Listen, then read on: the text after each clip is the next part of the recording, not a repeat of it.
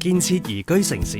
2019年，特區政府繼續按照基本法同埋土地法，嚴格管理同埋合理利用特區嘅土地資源，依法處理已經宣告失效嘅土地個案。已宣告失效嘅土地個案共有73個，面積共53萬平方米。已確定收回嘅土地，將優先興建公共房屋同埋公共設施。明年完成城市總體規劃編制嘅初步方案，聽取社會各界意見，亦會落實執行澳門特別行政區海域利用與發展中長期規劃，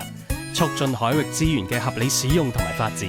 早日完成討論樓宇重建業權百分比，為加快推動都市更新創造有利條件。同時加快新城各區嘅建設，包括 A 區同埋 E1 區嘅設計同埋建造工程，